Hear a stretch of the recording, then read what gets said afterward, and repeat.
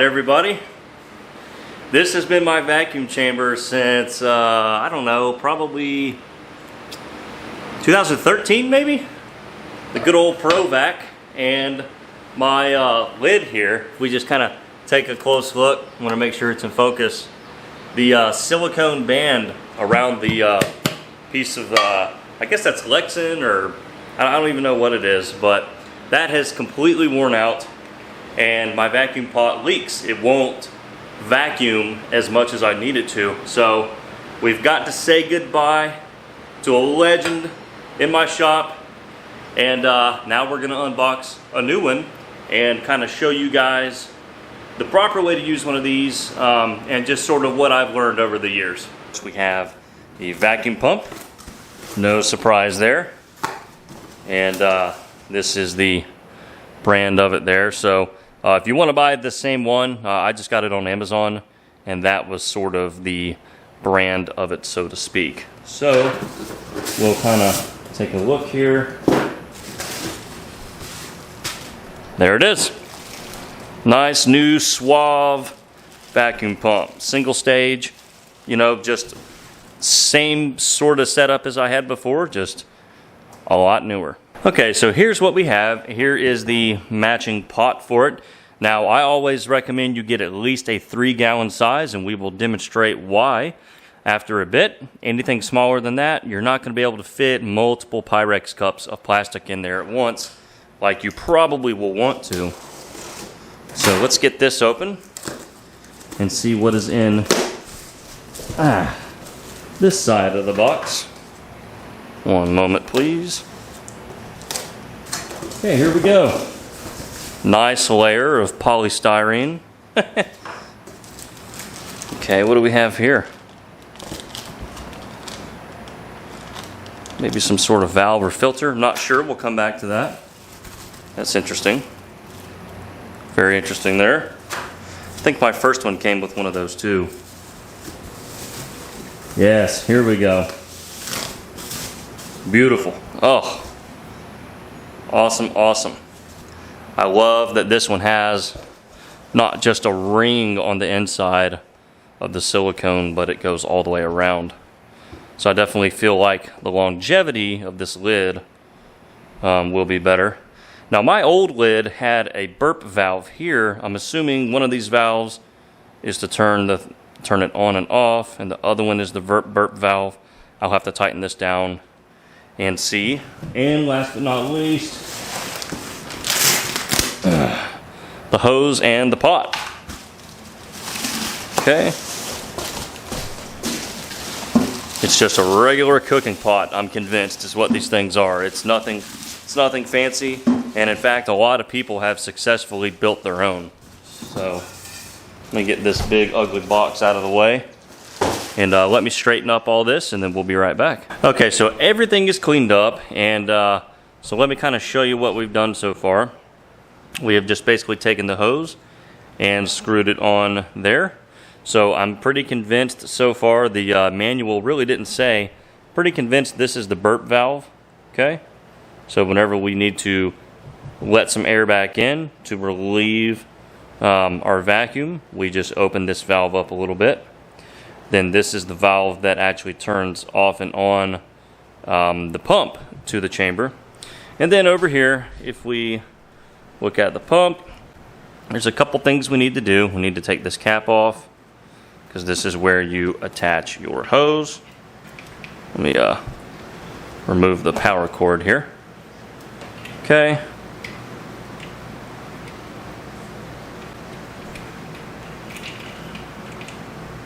Sorry, I'm having trouble getting it started on there. There we go. Just like that.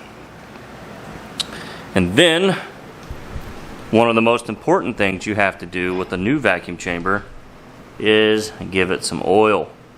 Okay?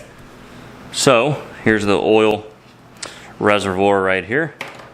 And any vacuum pump you buy new should come with some vacuum oil.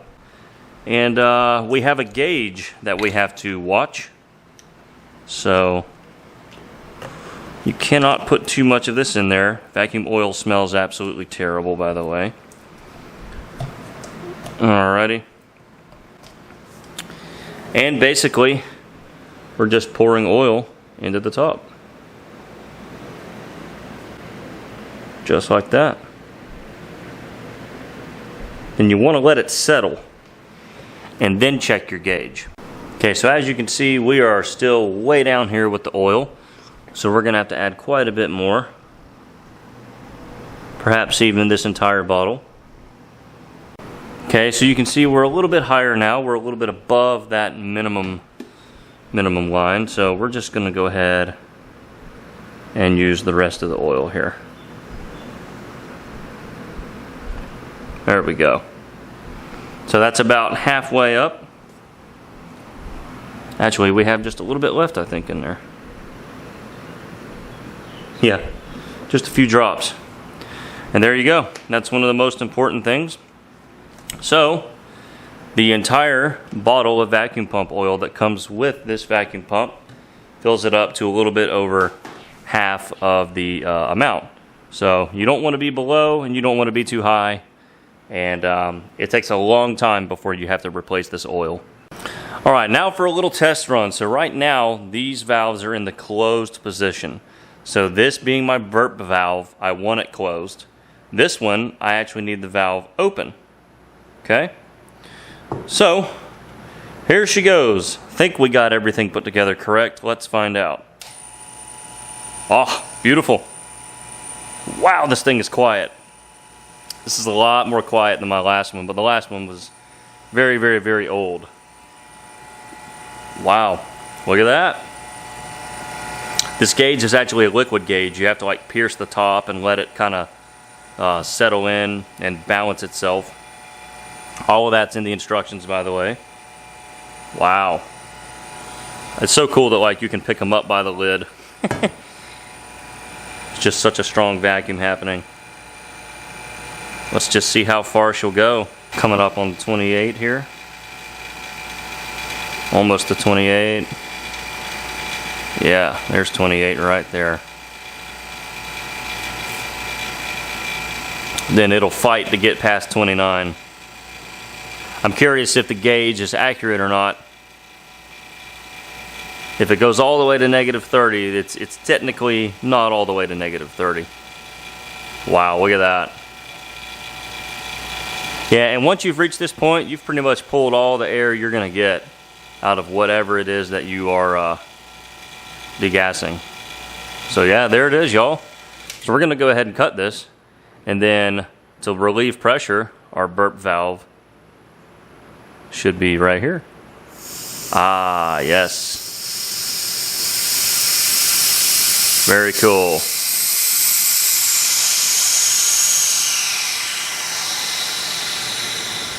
Yeah, very nice. All right, there it is. It works. Okay, everybody, so these home vacuum chambers are your #1 defense against bubble trouble. And I get so many questions about how do I stop bubbles? How do I stop bubbles? How do I prevent bubbles? And, you know, bubbles are almost exclusively a byproduct of exposure to moisture. So if you're like me and you store your plastic out here in an open garage, right? A garage where it's not climate controlled, the bucket of plastic is going to undergo severe changes in temperature, which creates condensation on the inside of the bucket. It's not good, okay? So unless you can store your plastic inside in sealed buckets and sealed jugs, and only open it whenever you're transferring plastic out to your shop, you're gonna encounter these moisture problems. So this is why we do all this. So basically what we're gonna do now is I'm gonna mix up some plastic and I'm gonna over mix it to where it should be very bubbly, okay? 2 of these buckets have been opened a while, so they've undergone plenty of exposure to moisture out here in my shop. There's 1 bucket that's brand new that hasn't been opened, but for today's purpose, we want to try to get our plastic as bubbly as possible so that we can show you just how well these things work. So what we're going to do is we're going to stir up some plastic here. We'll use some worm plastic, okay? That's what we'll do for today's video. And I'm going to kind of show you, you basically kind of have 2 options, right? you can vacuum out your plastic cold, or you can vacuum it out once it's cooked. I always recommend you vacuum it once it is cooked, because the plastic is it's so much more workable. It can expand more and release the moisture. And we're going to show you that here. We're going to demonstrate both ways. We're going to do some cold, and then we're going to do some hot. All right, Dead On Plastics Black Bucket Worm Blend. Here we go. We're just gonna kind of give it a somewhat violent stirring, which is gonna bubble it up until these settle out. Now there's a difference in bubbles that you get from over stirring and moisture. It's the moisture bubbles that are a problem. You can actually see air bubbles on the top of that plastic, right? And that's what we want to do. It's just kind of get things over bubbled right now for demonstration purposes. All right. Yeah, that's pretty sloshy. That's more than I would normally stir a bucket of Dead On Plastics. Okay, so just like I said, we're gonna do one cold. Okay, that is cold plastic, has not been cooked. All right, now we're gonna set the lid on. Okay, you know what? That stupid logo is gonna be in the way. We will rotate it. How about that?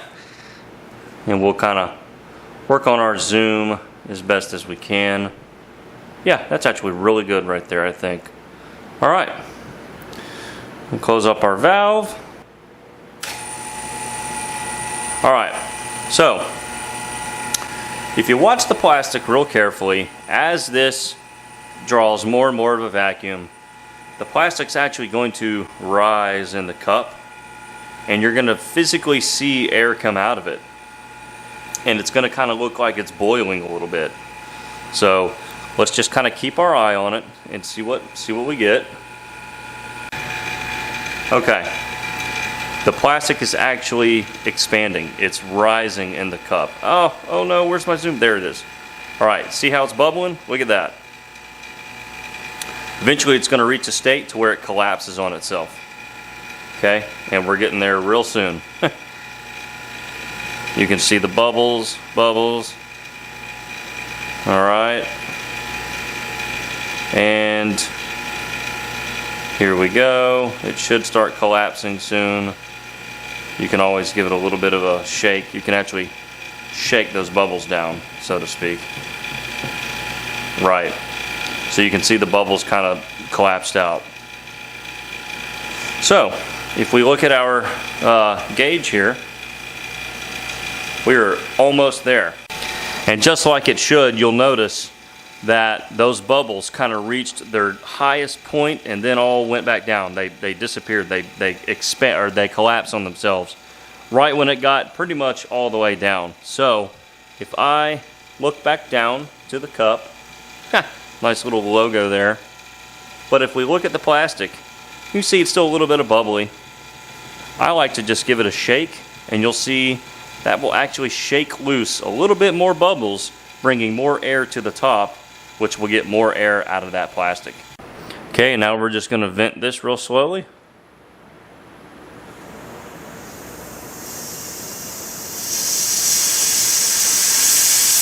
All right.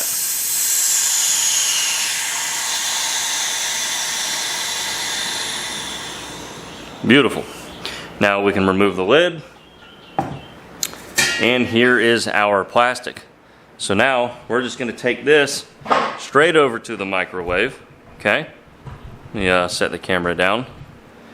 And we're going to just cook this all the way. And we'll see how it looks on bubbles. Obviously, it's not going to be super bubbly, but my guess is there'll still be a few. Aha! There it is, straight out of the microwave. We actually overcooked it a little bit, but that's okay.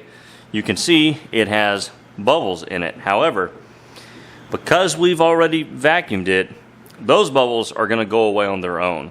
If there was moisture problem, these vacuum chambers actually can draw the moisture out. They are strong enough.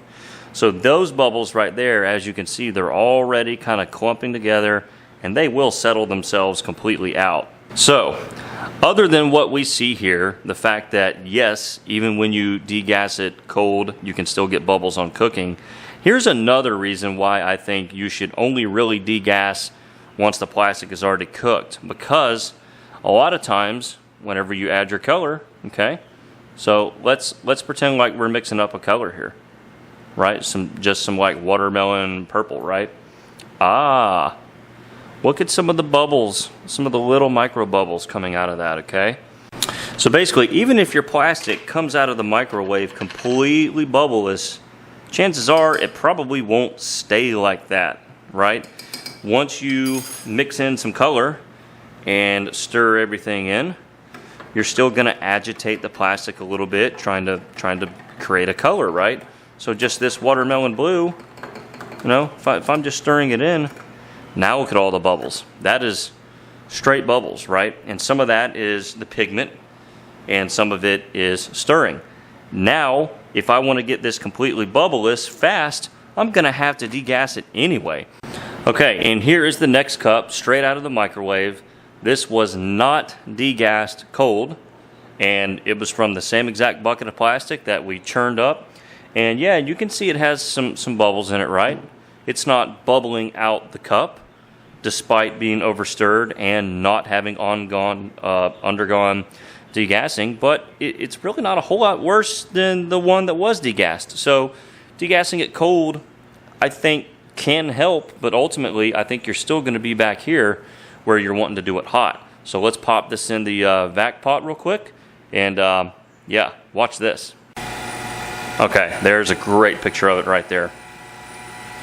All right. We are down to about negative 22 inches of mercury, which is what the gauge reads in. And you can see that the plastic, it's literally bubbling up. It's pulling the bubbles out of it. And for the better part, that means it's pulling the air out. Now watch this. It's going to look like it's boiling. Yeah, look at that. Beautiful thing to see right there. And those bubbles will collapse on themselves. Yeah, look at that. I think it's gorgeous.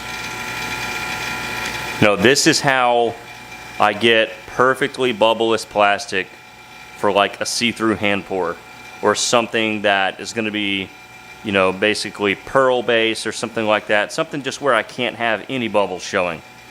You know, with injection, you can get away with quite a bit of bubbles, but really not with hand pouring, especially not with like a see-through color. Okay, that looks more like it, right, you guys? Look at this stuff. Gorgeous. Not a bubble in sight. So, now, we're going to mix up the same color, which means we're about to mix some more bubbles into it, right? Because this pigment seemed like it had some bubbles. However, it won't be quite as bad because you've already de-aired this hot, okay? And of course, if you take your time and you stir slowly, you won't have as much problem, okay? You can see I'm already not getting anywhere near the amount of bubbles, despite it being the same pigment. So there you go. You can obviously really stir this up and agitate it and put bubbles back into it. But as you can see, everything about degassing it hot has turned out better, okay? We're going to bring over the first cup. There it is. There it is. My advice, always put it in the vac pot once the plastic is hot. Now, that comes with a few risks, of course. You are handling a cup that is full of hot plastic and putting it into, you know, a vacuum pot. So you just need to be safe, you know, wear your gloves whenever you're doing that. You know, anytime you're picking up a cup and placing it inside something and then, you know, reaching back down into the pot and pulling it out, obviously the potential for accidentally spilling the cup is there. So gloves, people, gloves, be careful. But that right there is how I would recommend that you do it. And another common problem is the plastic overflowing the cup in the vacuum pot, and we're going to show you how to stop that, so to speak, right now. Okay, so I have combined the 2 cups of plastic, and here's mistake number 1. See how full the cup is? No good. You're not allowing enough room for that plastic to expand.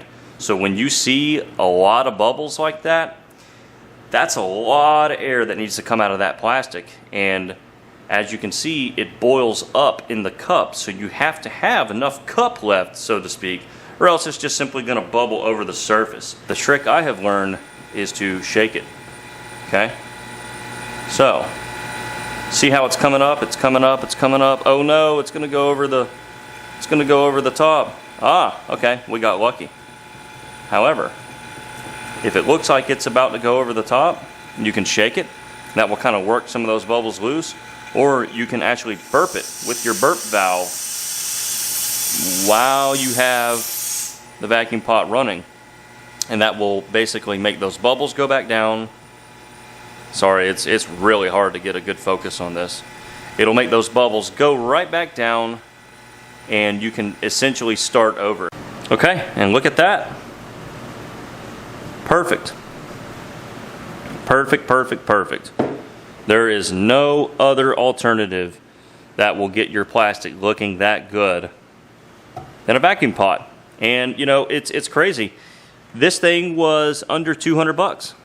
Yeah, how about this? $179. My first one, the one that I showed you at the beginning of this video, was I think about $300. So yeah, great value here. And I mean, for all of us that have invested money into soft plastics, I mean, think about the average cost of a mold.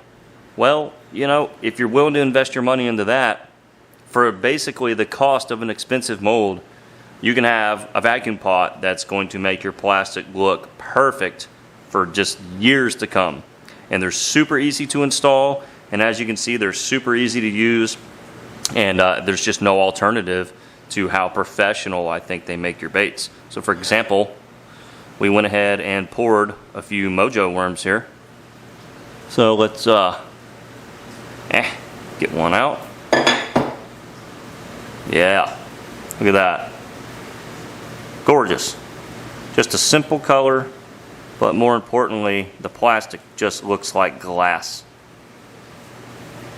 Absolutely beautiful. And if it had some little air bubbles in it, or micro bubbles, it would not glisten like this. That is glistening.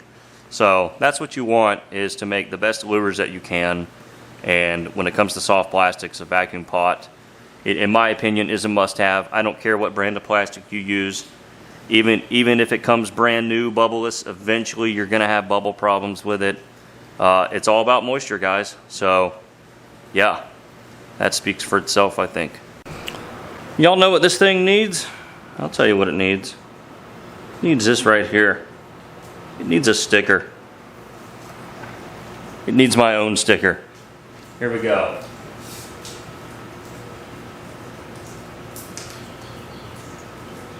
Boom. Now that is a doggone vacuum chamber. Here's where I actually like to have my vacuum pot, and you'll see that the pump is right behind my fan that runs exhaust out of my shop, okay? That's because these pumps do create exhaust, and you want to filter it out through your fans the same way you would ventilate plastic. So, for example, I wouldn't want it on this side of the table where all my mess is, right? Because being close to the fan is actually going to draw the exhaust in and push it out. So if I had this somewhere else, I would be unable to exhaust it appropriately, and that would be a bad thing. So in any event, I hope you guys have enjoyed this video. Definitely something different. I've done a vacuum pot, dedicated video before, but it's been a long time ago, and I said, hey, whenever I get a new one, I'll do an updated video on that, which will kind of include an unboxing, a little bit of assembly, and I hope you guys have found this valuable and entertaining. That's the goal here. So Thank you guys so much for watching. Subscribe, hit the notification bell, shoot me lots of comments below, and we will see you next time on the world's worst fishing.